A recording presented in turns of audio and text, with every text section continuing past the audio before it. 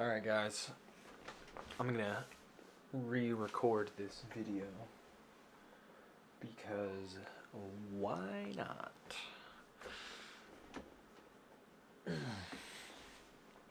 What's going on, everybody? The Broke Photographer here, coming at you with a video comparing the 23mm f2 from Fuji to the 25mm f1.8 from 7 Artisans.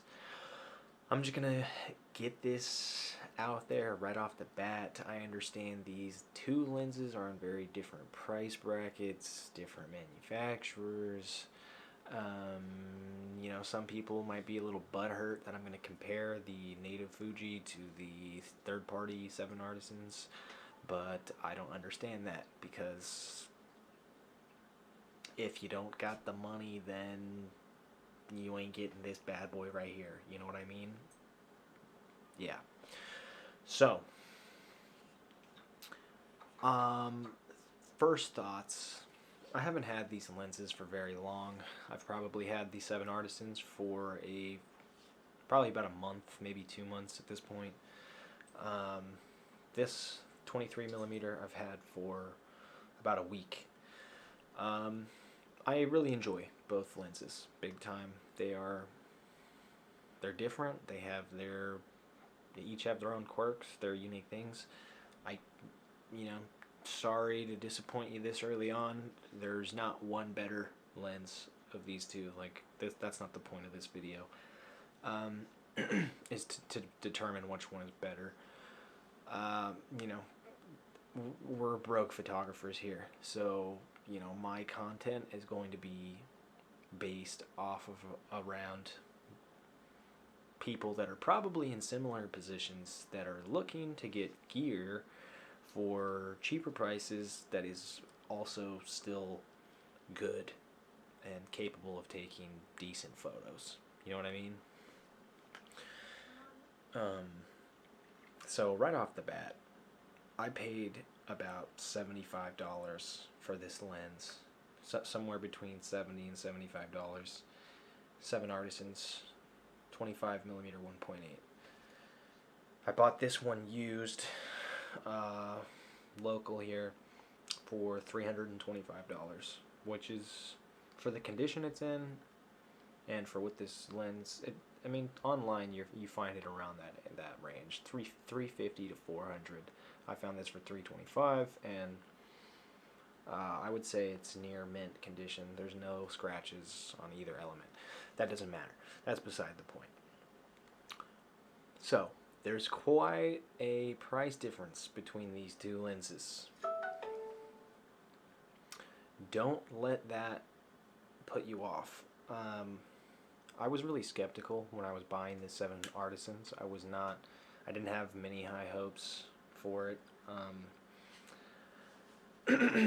I read a couple, I watched some reviews on the lens, but I think the ones that I was watching, they weren't even for the Fuji, the X mount. They were for the Sony. But I'm just gonna make this quick. I don't want to draw it out. They each have their own quirks. Neither one is better. I could see myself using both of them in different situations because they have strengths in different areas. The minimum focus distance on this lens is not much better, but it is better. I would say it's significant. I can't give you the exact details, I'm sorry. I'm not gonna. We don't do things too technical around here, okay? Okay, I'm just telling you my experience. This gets a lot closer. This one, it falls behind a little bit, okay? Okay. This is sharp, wide open, up close at the minimum focus distance. This Fuji 23 f2, when you get to that minimum focus distance and you're as close as you can get while the lens is still in focus on the subject, things get a little weird. They get really soft, they get a little ghosty and dreamy. I'm not a huge fan of that look. But you know, in some instances, I could see it being okay. However, if you pull back just a little bit from that minimum focus point, you know, it sharpens up, especially when you stop down. I would say pulled back, the sharpness in these lenses, based off of the comparison shots I was taking today, they're not too different. Like, this 7 Artisans lens is freaking sharp, man. For for the fact that this thing is less than $100, and you know, this is not, I would say, overall image quality wise and build quality and autofocus, weather sealing, like, I understand this price for this lens, but if you're on a budget or you want a video lens for this focal length, and you know, if you're serious into video, so you're gonna be wanting to do manually focus, I would go with this guy. If you get up close to subjects and you want to shoot at minimum focus distances and throw out the backgrounds or get bokeh with your 25 1.8, get this guy. If you're a broke photographer, get this guy. Yeah.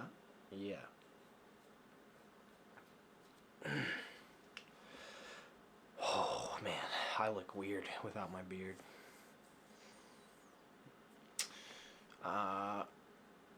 Yeah, so long story short, man, like, I couldn't find any videos on comparing these two lenses, so I thought maybe someone would find this valuable because maybe they're in the same situation I was in. I don't have a 23mm prime lens. I want a 23mm prime lens. I'm looking at the Viltrox. I'm looking at the Fuji. I'm looking at the 7 Artisans. I'm looking at the Makey. I went with the 7 Artisans. I was very happy with it. Now that today was the first day I decided to do some comparisons side by side, and it got me thinking. I was starting to look at this guy, and I was like,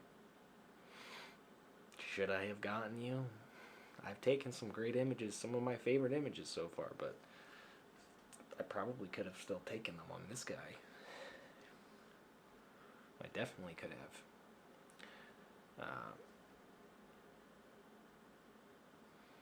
So, I mean, you know, I love Fuji. I love their lenses. I'm probably going to buy all of them eventually, okay? I'm going to have all the Fuji lenses. My wife's going to kill me. We're going to be broke. But that's just how we do it here at the Broke Photographer YouTube channel, okay? Okay. Alright guys, thanks for tuning in. Here are the images that I was referring to earlier. You know, they're not the most exciting images in the world. I was just walking around my yard taking some comparison photos so that you could see the differences between the 23 f2 from Fuji and the 7 Artisans 25 1.8. Hopefully you'll see the differences in the focal length, the sharpness, the minimum focus distance, all that good jazz. None of these images are edited, except for one. The one at the very end is edited. Everything else was either JPEG straight out of camera or a raw image that I exported and was converted into a JPEG. Anyway, thanks for watching. If you like the video, give me a thumbs up. Go ahead and subscribe if you want. This is my first video on this channel, and hopefully there will be more to come soon. Thank you.